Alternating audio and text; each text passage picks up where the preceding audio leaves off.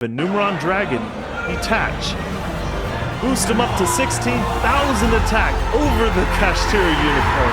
13,500 damage. Let's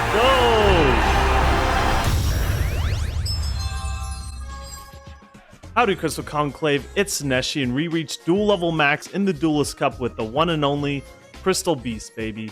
Let's go. Conclave control. So, this is it with the 3 Awakening double Ruby. I took out one of the Eagles for the Ruby to enable Rule a lot more, and Azalea especially as well. Sky Striker Ace Azalea being made with 2 Rubies or Ruby and a Zenith.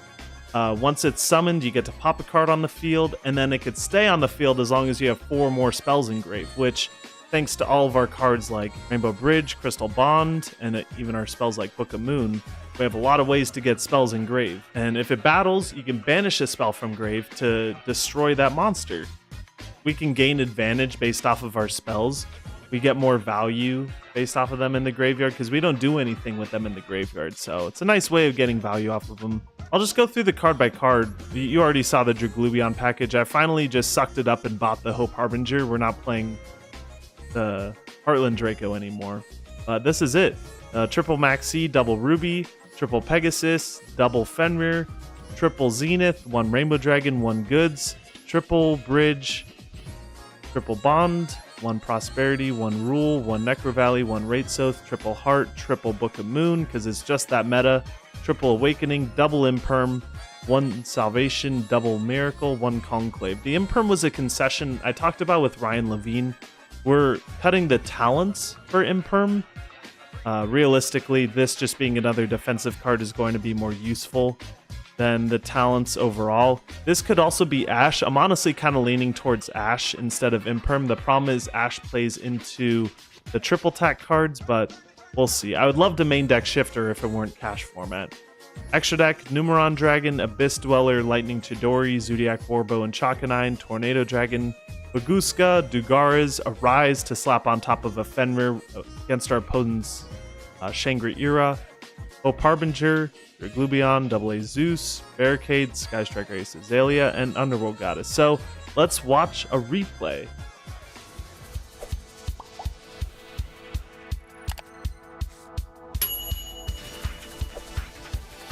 Going second, opening our Garnet, Bond, Called by Talent, and Heart against Kashtira. This is honestly not the best hand, especially just because we opened Rainbow Dragon. This is when we were playing Called by and Talent, so this isn't like the updated deck. This is just Conclave control in the Duelist Cup.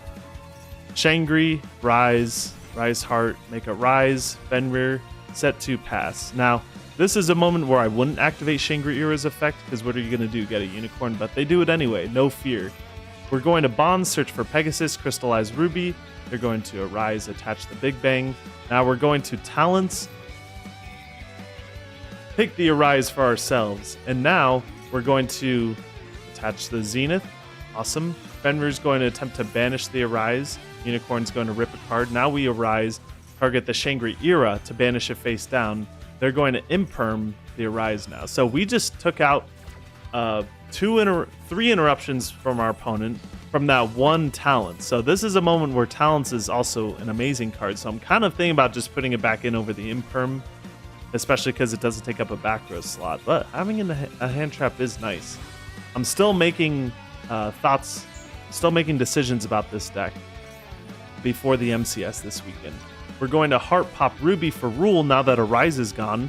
Crystallize 2 Zenith, summon Ruby, Ruby effect. We're going to bounce that back row, whatever that could be, for the Heart to clear the way for an OTK. You're going to see why. Summon double Zenith, Zenith overlay into Draglubion. Draglubion, you might notice the Shangri-Ira is a rank 7. Numeron Dragon, detach. Boost him up to 16,000 attack over the Kashtira Unicorn. 13,500 damage. Let's go! Numeron Dragon against opposing XCs or our own XCs like rank 4s just gets to insane heights. You don't even know the heights that this guy is at. Now, in this replay, we're going first, so we're getting to actually showcase what this deck does going first. 6 green, you love to see it, or 5 green. This deck loves seeing green. We're just going to go for Fenrir. This guy really just baits hand traps, if anything. Now we're going to Bond, Crystallized Zenith, add Ruby, or add Pegasus. Crystallized Ruby off Pegasus, Zenith, special summon another Pegasus, add Rainbow Dragon. Pegasus effect, maybe rip an Imperm. Prosperity effect, reveal 6. That goods is looking pretty nice. And we'll take the goods. Yeah, we'll go ahead and grab it.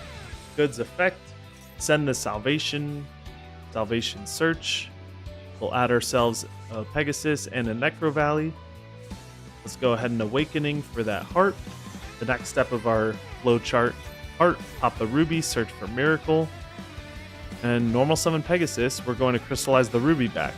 And we don't need the Necro Valley here. Let's just go for a Baguska. As long as we have one Floodgate backed up by a Miracle, we're good to go. Especially backed up by 2 Miracles. Let's go. And they're going into Nibiru! Ah! Out of all that, we got hit by a Nibiru because the Fenrir was the 5th summon for us. So now we are going to Necro Valley because we do need to set up a Floodgate to stop our opponents. So they're going to Extrav. We're playing against Labyrinth. Figures from the profile picture and the mate. And they're going to pass turn. Well, we do have a 6,300 token backed up by 2 Omni Negates. Let's see what we can make happen. This is how to balance a hand trap, ladies and gentlemen. Let's Awakening, special summon Ruby from the deck, get us more material basically for the Miracle. And they're going to Imperm the Ruby. That's no big deal. We just need it for Imperm fodder, or Miracle fodder. While we do Primal Being token beatdown. Let's go. 3,300. And we'll pass turn from there.